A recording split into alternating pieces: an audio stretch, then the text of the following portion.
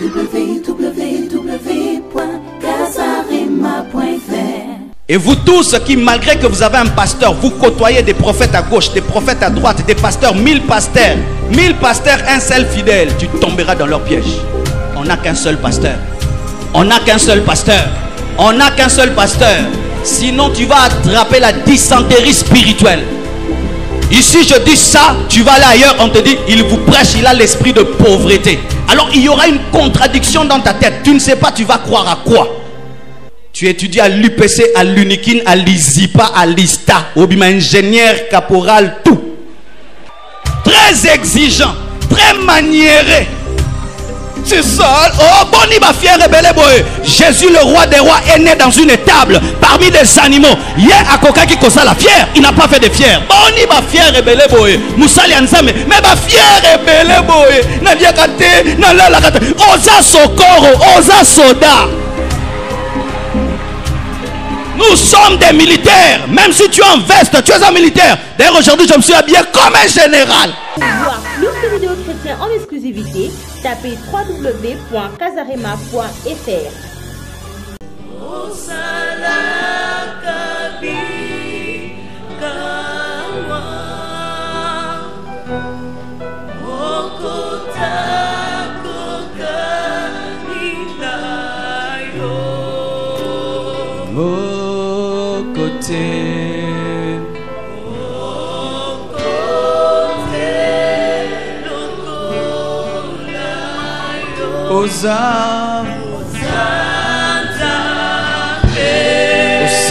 kabika moi.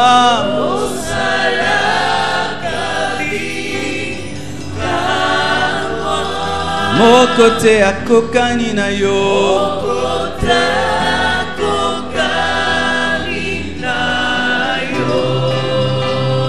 Mokote, mokote.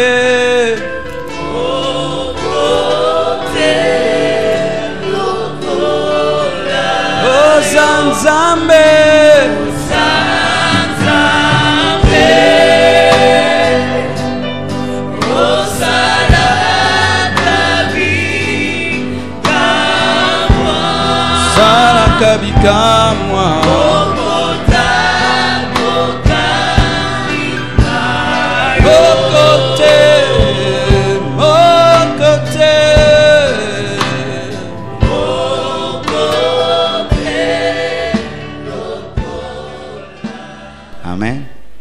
Nous nous tenons debout pour lire la parole de Dieu. Le thème de mon message ce matin, c'est l'escroquerie dans le donné.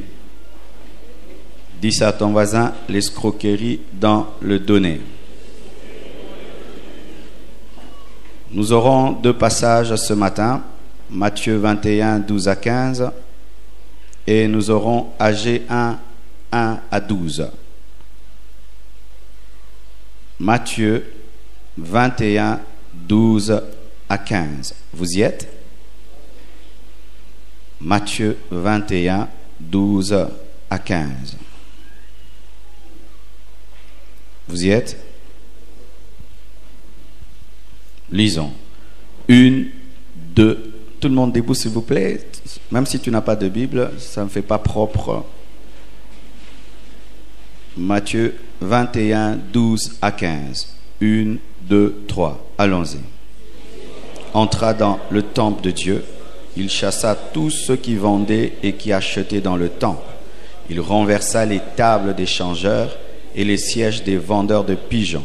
Et il leur dit, il est écrit, ma maison sera appelée une maison de prière, mais vous, vous en faites une caverne de voleurs. Des aveugles et des boiteux s'approchèrent de lui dans le temple et il les guérit. Mais les principaux sacrificateurs et les scribes furent indignés à la vue des choses merveilleuses qu'il avait faites, et les enfants qui criaient dans le temple, Hosanna au fils de David.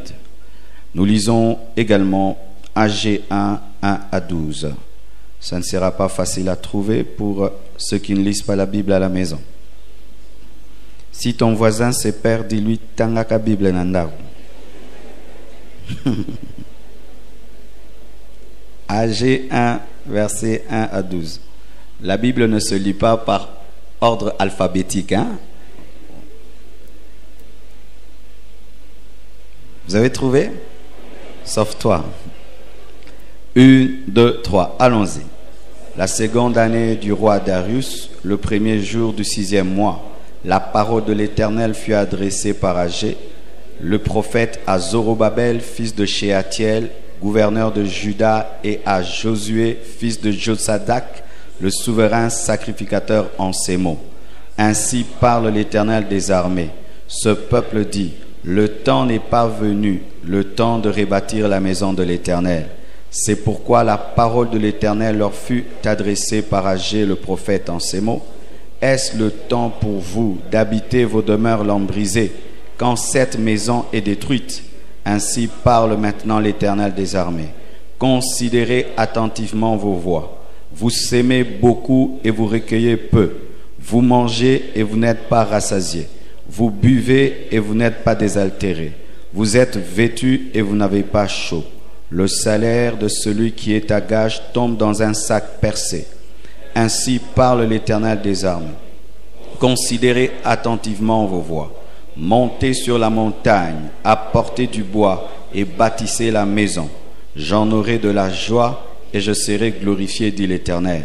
Vous comptiez sur beaucoup et voici vous avez eu peu. Vous l'avez rentré chez vous, mais j'ai soufflé dessus. Pourquoi, dit l'Éternel des armées? À cause de ma maison qui est détruite, tandis que vous vous empressez chacun pour sa maison. C'est pourquoi les cieux vous ont refusé la rosée et la terre a refusé ses produits. J'ai appelé la sécheresse sur le pays, sur les montagnes, sur le blé, sur le mou, sur l'huile, sur ce que la terre peut rapporter, sur les hommes et sur les bêtes, et sur tout le travail des mains. Zorobabel, fils de Shealtiel, Josué, fils de Josadak, le souverain sacrificateur, et tout le reste du peuple entendirent la voix de l'Éternel, leur Dieu, et les paroles d'Agé le prophète, selon la mission que lui avait donnée l'Éternel, leur Dieu. Et le peuple fut saisi de crainte devant l'Éternel. Que Dieu nous communique sa crainte ce matin. Acclamons la parole du Seigneur. Alléluia. Des prédications payantes. Avant que je vienne prêcher, mais virez dans mon compte 10 000 $. Et vous pensez qu'il a le fardeau, il est heureux, il a déjà 10 000 $. Bien aimé, les Américains sont des hommes comme nous. On n'a pas à prendre les choses des Américains. Ils n'ont pas un meilleur Saint-Esprit. Ils n'ont pas un meilleur Jésus. Et nous devons étudier à la lumière des Écritures ce qu'ils font. Parce que tel grand homme de Dieu, avant de venir prêcher, demande des pafs. Des pafs. Tu es allé chercher l'onction dans une forêt. Dieu t'a donné gratuitement. Comment est-ce que tu vends cela? On ne peut vendre que si on a le prix d'achat. Ainsi, on ajoute le bénéfice afin d'avoir le prix de vente. Dis-moi le prix d'achat de ton onction pour que tu puisses placer le prix de vente. Bien-aimés, mes fils, demain vous devenez des grands prédicateurs qui bougent le monde. Prêchez gratuitement. Si on te donne, on te donne. On te donne pas, on te donne pas. Mais ne pose pas des conditions financières pour prêcher. Oh, je suis devenu grand. Lorsque je viendrai dans l'église, ça va se remplir. C'est pourquoi vous devez me payer. Hein? Et le Saint-Esprit, je lui paye quoi? C'est lui qui remplit l'église. C'est lui qui fait grandir l'église. Je lui paye quoi? Toi, un homme créé par Dieu, je dois te payer pour entrer dans l'église de ton père. Tout prédicateur qui demande l'argent avant de prêcher est un cupide. C'est un cupide. Et je dis, lui, lorsqu'on l'a formé, il a payé combien? Quand il écoutait son père spirituel, est-ce qu'on lui faisait payer? Maintenant que tu deviens un grand prédicateur, avant de prêcher, il faut me mettre dans un hôtel 5 étoiles. Boni ba fier rebelle boy. Boni ba fier rebelle boy. Boni ba fier rebelle boy.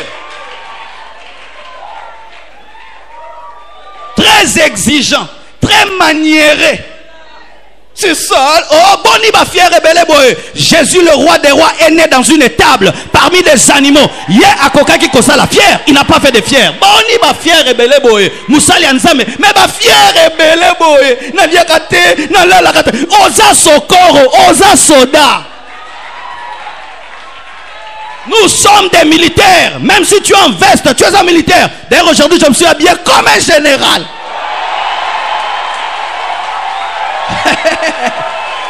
Alléluia. Non, laisse-moi comme ça. Donna, laisse-moi comme ça. Laisse-moi comme ça. J'ai ma musique dans mon cœur. Alléluia. Il y a des endroits où je suis allé prêcher à Kimpese. Tu te laves l'eau du seau et tu te laves l'eau du ciel. Donc il pleut dans la douche. Mais Dieu te dit, mon fils prêche. Tu prêches et il pleut dans l'église, il y a la boue. Dieu dit prêche. Mais nous maintenant on devient maniérés. Plus Dieu t'élève. Ce genre de micro j'aime pas. Il fait chaud dans votre église. Ah, bien-aimé David, tu as oublié que Dieu t'a ramassé derrière le brebis de ton père et tu sentais l'odeur des brebis. Aujourd'hui que Dieu t'élève, il faut qu'une église s'appauvrisse pour t'inviter. D'ailleurs, quand on a l'argent vraiment, on vient avec l'argent. Je deviens millionnaire, une petite église m'invite, je ne demande rien, mais je leur laisse un synthé. C'est ça être grand. Mais comment des millionnaires qui nous prennent encore de l'argent? Milliardaire, il nous prend encore l'argent. En quoi tu es milliardaire? Je ne suis pas disciple des Américains. Je suis disciple de Jésus. C'est lui mon modèle. On ne vend pas les prédications.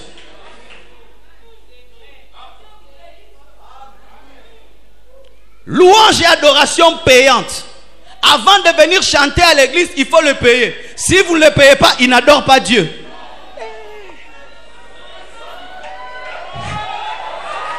Et on sait que lui, on ne peut pas l'inviter parce qu'il coûte trop.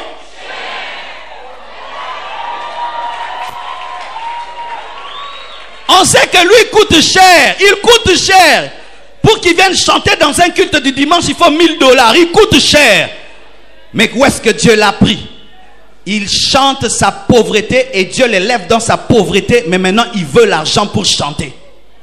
Bien-aimé fils de cette église, même si tu deviens star, je ne te donnerai jamais l'argent pour chanter. Si tu refuses, ne chante pas. L'écodim va chanter à ta place. Nous-mêmes, on va chanter.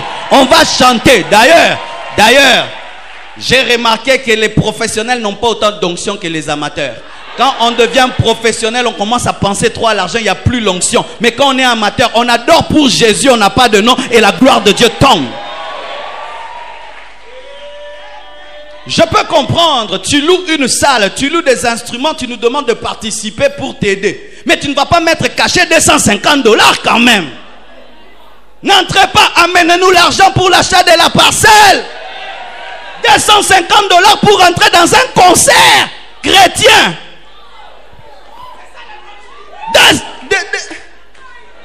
$250. Concert VIP.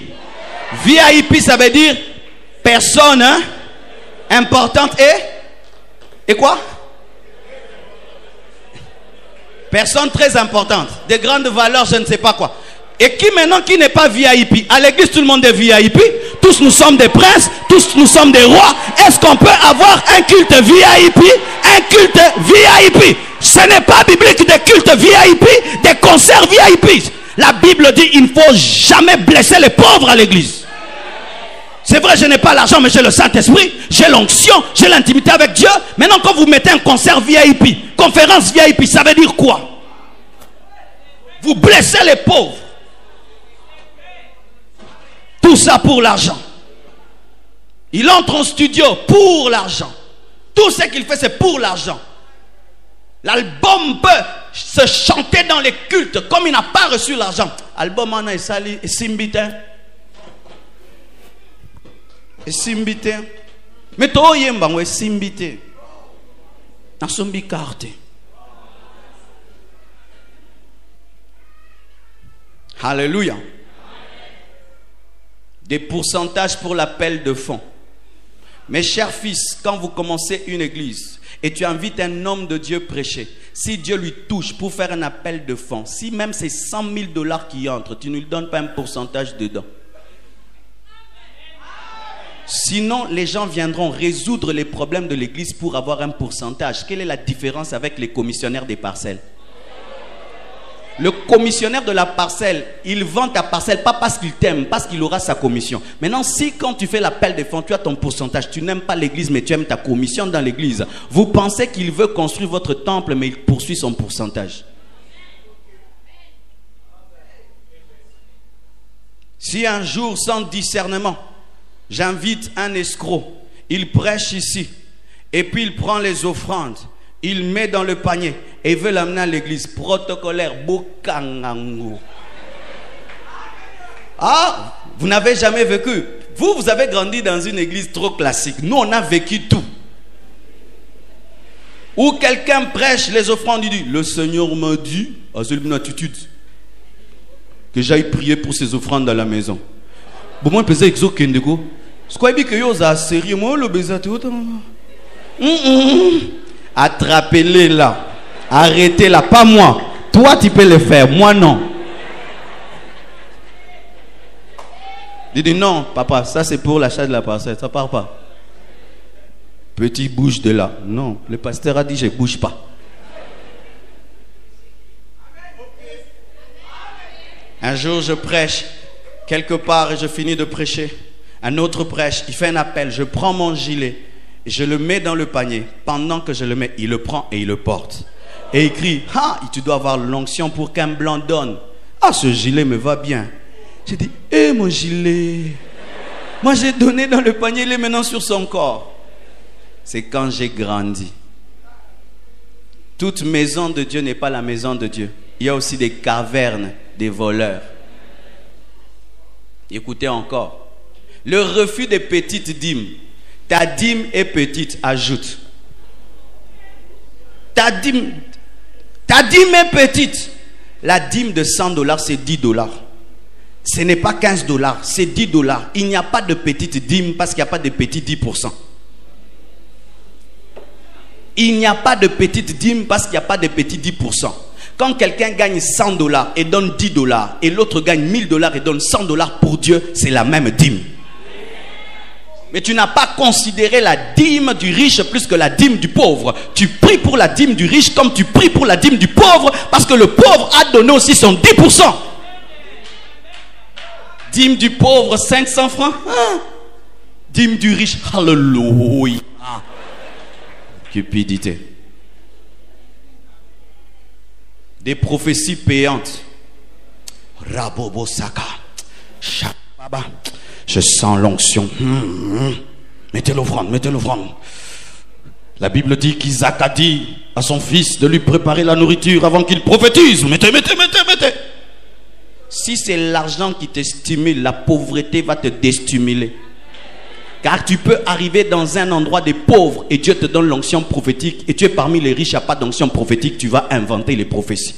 Et si quelqu'un te donne l'argent pour que tu prophétises, est-ce que tu pourras lui dire la vérité? Je ne crois pas à l'argent, aux offrandes avant de recevoir des prophéties.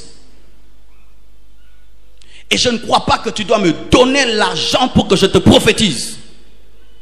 Tu donnes parce que tu aimes Dieu, mais pas pour pousser Dieu à parler. Vous faites de Dieu un cupide. Et je ne crois pas à ces interprétations de la Bible où les gens disent que Dieu a tué Ananias et Saphira pour l'argent. Non, parce que c'était des menteurs et des cupides. Mais ce n'est pas parce qu'il aimait l'argent. Là, nous insultons Dieu. On ne donne pas l'argent pour recevoir la prophétie. Si quelqu'un te demande l'argent pour te prophétiser, ne lui donne pas, même si tu en as. Mais ça fait mal.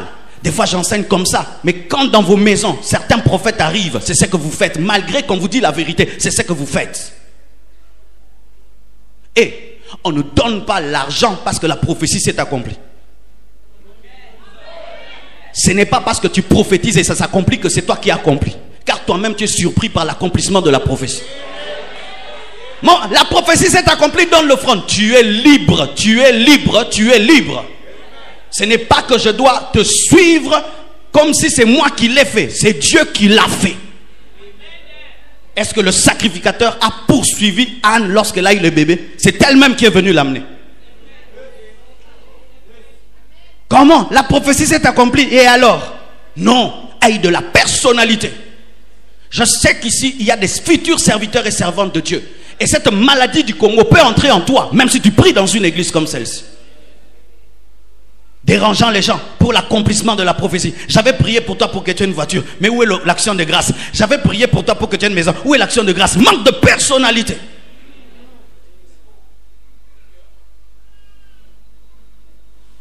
Alléluia. Des consultations pastorales prophétiques payantes. Avant d'entrer dans le bureau du pasteur, de ton pasteur, tu dois payer l'argent. Ce que vous en pire qu'à au monété. Consultation, pasteur, voir le pasteur au bureau. Si tu n'as pas l'argent, tu n'entres pas. C'est vrai. Il faut bénir les hommes de Dieu. Mais ce n'est pas la condition pour les voir. Est-ce que tous ceux qui ont vu Jésus-Christ ont donné l'argent? Revenons à la Bible, bien-aimés.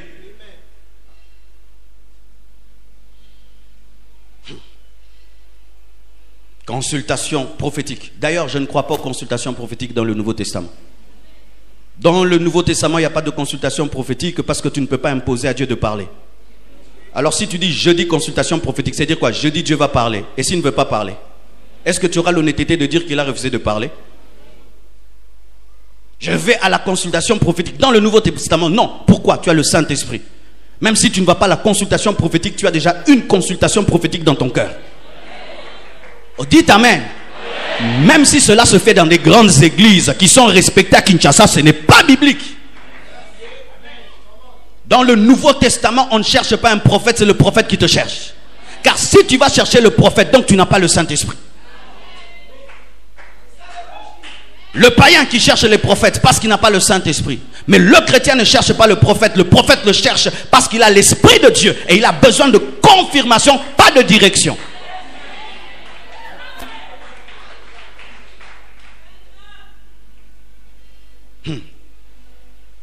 Des ordinations payantes. Tu veux ordonner ton propre fils comme pasteur, il doit te donner $1000. Et c'est qui ça fait quoi? Certaines personnes commencent à ordonner les gens en désordre, même si ce ne sont pas des appelés de Dieu, parce que ça donne $1000. Des gens, il lit seulement la Bible, il fait la théologie, Dieu ne l'a pas appelé, il cherche un grand serviteur de Dieu, viens m'ordonner. On filme ça. Tu as été ordonné par qui? Par tel grand pasteur. Il donne l'argent. Si tu as acheté ton ordination, tu n'es pas serviteur de Dieu. Tu es l'œuvre de l'homme. Tu es l'œuvre de l'homme. C'est Dieu d'ailleurs qui va t'ordonner. Si moi je t'ordonne sans que Dieu t'ordonne, tu n'as pas l'onction. C'est l'onction de Dieu qui te déclare serviteur de Dieu d'abord. Des mariages payantes. Bien-aimés frères et sœurs, même quand on vous bénit dans l'église, et si vous êtes touché de donner une action de grâce, vous la donnez. Mais ce n'est pas la condition pour bénir un mariage. Je répète, l'argent n'est pas la condition pour bénir un mariage. Paf, à l'église, pour bénir un mariage, $100 obligatoire. Tu n'as pas $100, on ne te bénit pas. Non, non, non. On bénit les mariages gratuitement. Mais si tu es touché de bénir celui qui t'a béni, tu le fais, mais ce n'est pas une condition. Des présentations de bébés payantes. Avant de présenter le bébé, il faut donner. Dans l'Ancien Testament, on donnait. Mais la Bible nous dit, on a porté les bébés auprès de Jésus. Qu'est-ce qu'il faisait? Il les bénissait. Il a demandé quelque chose. Si Jésus n'a pas demandé de l'argent pour bénir les enfants, comment est-ce que nous, aujourd'hui, nous pouvons demander de l'argent pour bénir les enfants et pour bénir les mariages? Quand Jésus-Christ est entré dans les noces de Canaan, est-ce qu'il a demandé l'argent pour changer l'eau en vin?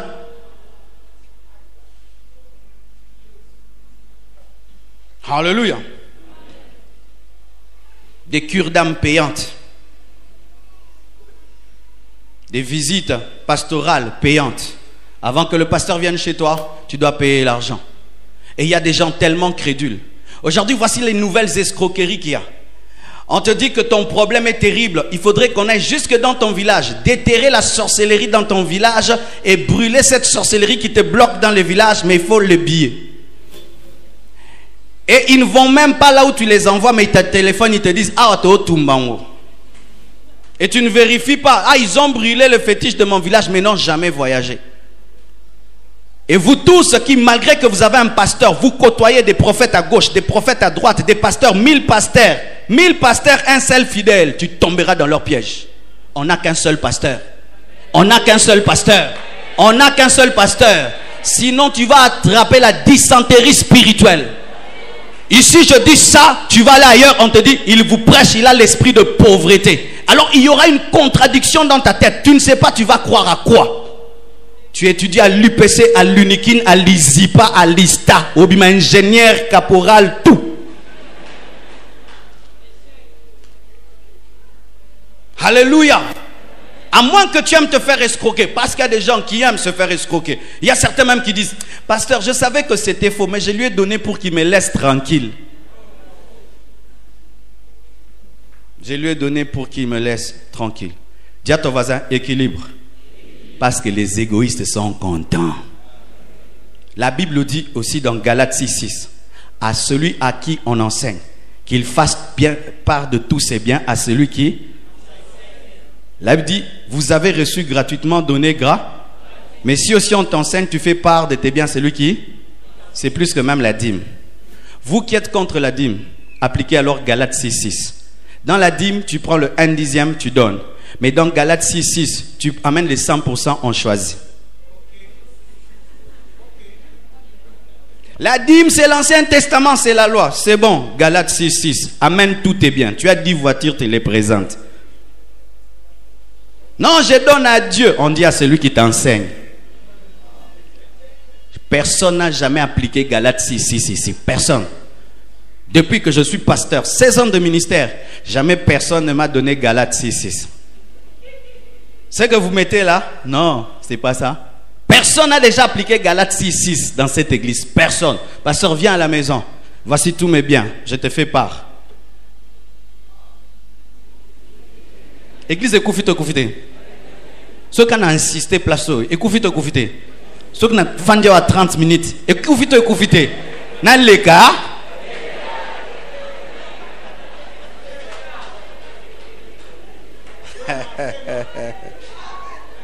Oh, la dîme, c'est bon, ça va. Galates 6:6. Pratiquons ça vraiment, réellement. Vous choisissez déjà pour nous, de peur qu'on vienne et qu'on prenne. Écoutez maintenant le deuxième passage. Le prophète Agé vient vers Israël en une période où le temple de Dieu est détruit et Dieu veut qu'on puisse rebâtir le temple. Mais que fait Israël? Israël dit, l'heure de bâtir le temple est passée. Mais Dieu dit, c'est maintenant. Mais eux, ils disent, c'est passé. Et Dieu dit, comme vous préférez habiter des maisons lambrisées, des maisons luxueuses, mais vous acceptez que ma maison soit détruite, je vous frapperai de sécheresse et de pauvreté. Certaines pauvretés viennent dans nos vies, non pas parce qu'il y a des sorciers, mais parce que nous négligeons l'œuvre de Dieu et nous nous concentrons sur nos propres vies. Ils étaient égoïstes, ne pensant qu'à leur vie pendant que l'œuvre de Dieu était détruite. Bien-aimés frères et sœurs, si dans le premier passage, j'ai parlé aux hommes de Dieu, dans le deuxième passage, j'aimerais vous parler. Lorsque nous nous occupons seulement de nos vies et nous négligeons l'œuvre de Dieu, nous sommes des escrocs. Lorsque nous sommes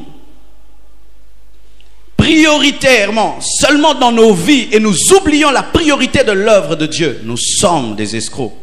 Lorsque nous reportons à demain ce que nous devons faire aujourd'hui, nous sommes des escrocs.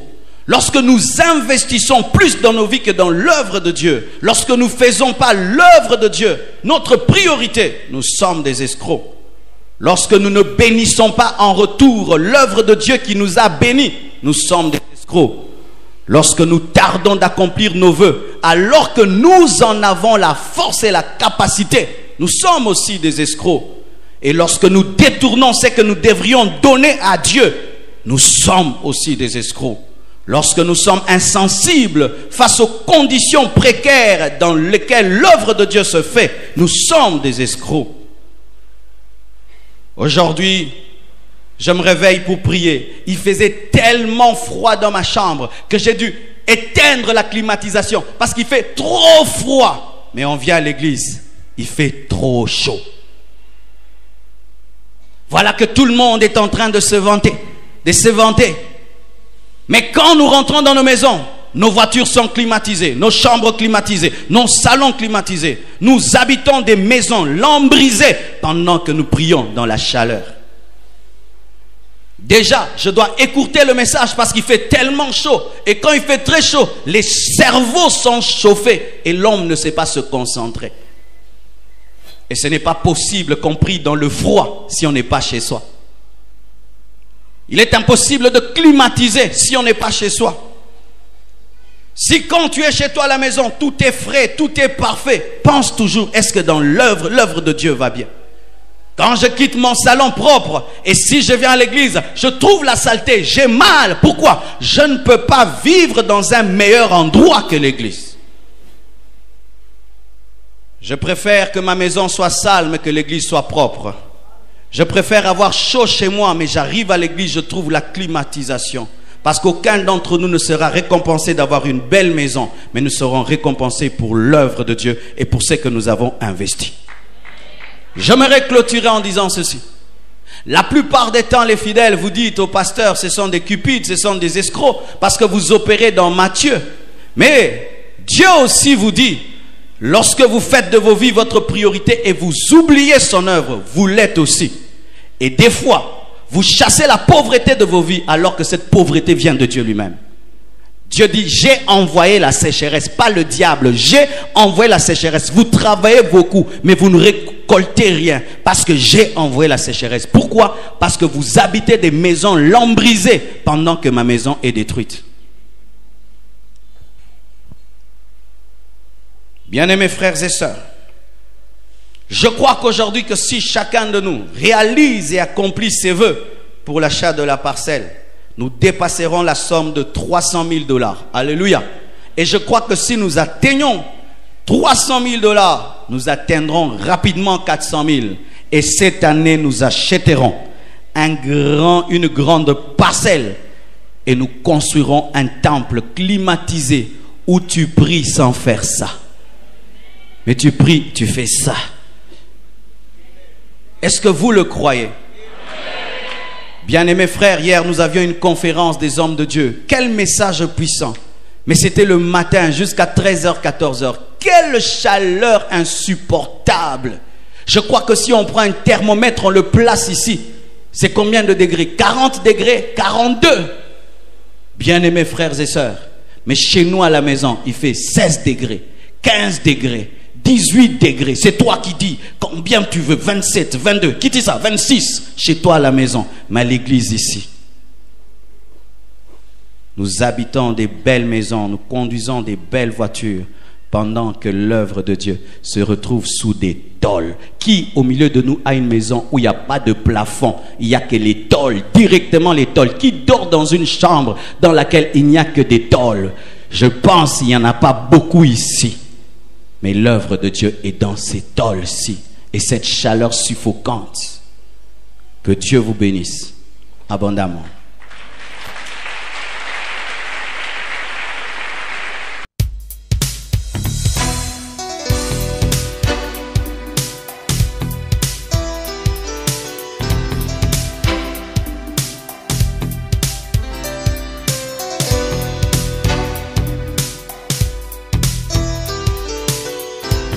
Je vous salue au nom de Jésus-Christ. C'est votre ami, serviteur de Dieu, pasteur Marcelo Jérémy Tounassi de l'église Compassion, Kinshasa, située à Limete, 2e rue, quartier industriel. Ça fait maintenant 1 année et plus que nous vous apportons la parole de Dieu sur Casarema, un site internet chrétien qui nous a permis d'apporter la parole de Dieu dans le monde entier. Et aujourd'hui, Casarema, qui nous a toujours bénis par la parole de Dieu, a besoin de nous. Casarema est en train de construire un studio moderne, professionnel à Paris. Et cela nous demande de l'argent. Bien-aimé, lorsque Dieu a demandé à Moïse de construire le tabernacle, il lui avait donné la vision. Mais c'est le peuple qui avait mis à sa disposition le matériel qu'il fallait pour la construction du tabernacle. Et Dieu a donné à Casarema la vision d'améliorer les studios, de bâtir un studio professionnel, moderne. Et c'est à nous, les internautes, qui sommes bénis par la parole de Dieu, qui allons soutenir cette vision. Pas beaucoup, 155 000 € pour construire un studio moderne, professionnel, Casarema. Et cela nous permettra d'avoir un meilleur son, des meilleures images, des meilleures émissions, d'apporter la parole de Dieu avec plus de qualité et de professionnalisme. C'est pourquoi je vous demande, je nous demande de contribuer avec ce que Dieu mettra dans nos mains. Tu peux contribuer avec 5 €, 10 €, 100, 1000, 5000, 10 000. Tout dépend de tes moyens. Mais sache que Dieu ne manquera pas de t'arroser. La Bible dit, donnez et il vous sera donné. Bien-aimé, il est bon d'aimer, mais il n'est pas bon d'aimer seulement en parole. Maintenant, mets la main à ta poche, parce que Casarema, qui t'a toujours béni gratuitement, a besoin de ton soutien financier pour élever son niveau, élever sa dimension, élever son professionnalisme, toujours pour votre bénédiction. C'est une opportunité que Dieu nous accorde pour être bénis en soutenant l'œuvre de Dieu. Et Dieu qui n'a jamais la dette d'un homme ne manquera pas de vous bénir. Donc, n'oubliez pas, Casarema est en train de construire des studios professionnels, modernes, et cela nous demande 155 000 € pour mettre à votre disposition des meilleures images, un meilleur son, un meilleur plateau. Bien-aimé, envoyez votre argent à ce numéro de compte, appelez ce numéro au bas de votre écran et vous aurez en ligne un bien-aimé frère, sœur, qui vous permettra d'apporter votre contribution. Que Dieu vous bénisse et que Dieu bénisse Casarema. Amen. Ça y est, c'est commencé. Vous en avez rêvé, eh bien Casarema le fait. Eh bien dès ce matin, les travaux ont commencé.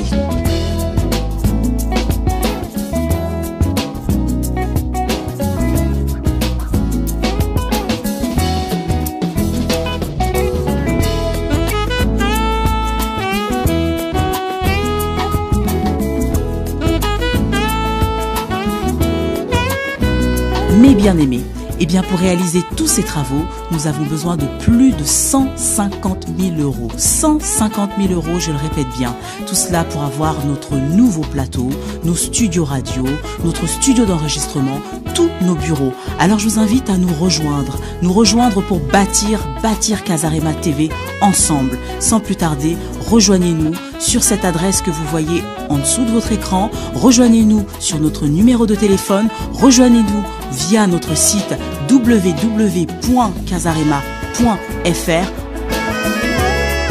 Comme vous pouvez le constater, les ouvriers sont là, les murs sont cassés, le plafond est détruit. Enfin, nous allons laisser place à notre nouveau plateau Casarema TV. Sur ce plateau de plus de 220 mètres carrés, vous allez avoir un plateau TV pour accueillir du live. Vous allez avoir un studio pour les productions, pour la radio. Vous allez avoir nos nouveaux bureaux et tout cela rien que pour vous. Alors sans plus tarder, venez, rejoignez-nous pour cette aventure Casarema TV. Donnons-nous la main, contribuons, affranchissons-nous les uns les autres afin que cette œuvre aille de l'avant. Sans plus tarder, faites vos dons sur le site qui s'inscrit sous votre écran ou même appelez-nous ou alors venez nous rencontrer pour contribuer pour cette aventure. Ensemble, bâtissons Casarema TV.